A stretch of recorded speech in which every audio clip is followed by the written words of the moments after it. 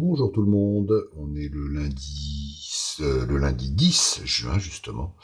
J'espère que vous allez bien. Voici la vue depuis ma chambre du Greshornish House. Un bel endroit sur l'île de Skye. Voilà, je vais vous faire un petit coucou. Alors hier, c'est marrant, j'ai eu une remarque d'un de mes suiveurs, comme on dit, qui s'inquiétait de me voir fatigué sur ma vidéo de briefing du matin. Alors, il y a plusieurs raisons. La première, c'est que souvent je fais tout le temps ces vidéos au pied du lit, en sautant de mon lit, puisqu'il est 7h05, j'ai pas encore petit déjeuner, je viens à peine de me lever et de m'habiller, donc voilà, j'ai les traits un peu tirés.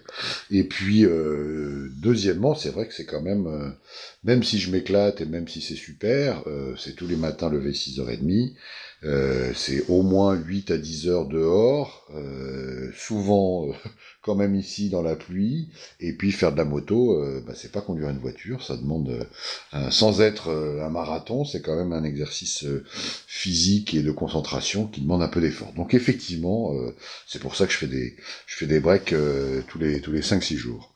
Voilà pour l'explication, mais il n'y a pas d'inquiétude à avoir, je suis normalement fatigué, comme on dit. Voilà pour l'explication. Alors, maintenant, le parcours du jour. Alors, évidemment, je cale toujours les trucs, et puis quand il s'agit, c'est plus calé. Voilà. Donc, on y revient. On va voir si un peu grossir, quand même. Voilà.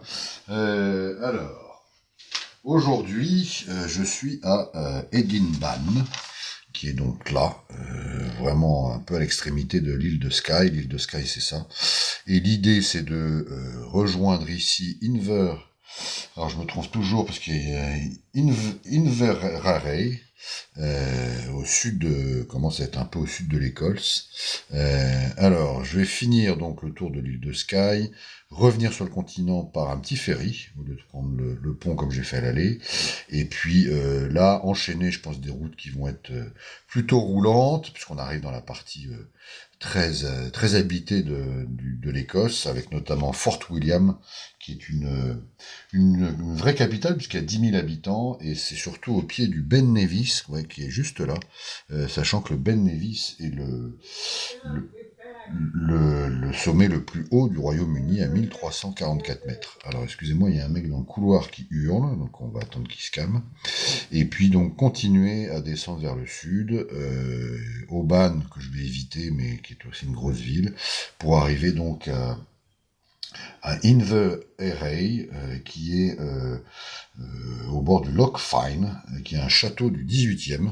Évidemment, j'ai fait des recherches, c'est pas écrit sur la carte tout ça, et qui est aussi une ville qui a été organisée, qui a été créée au 18e autour du château, le châtelain ayant à cœur de faire que ses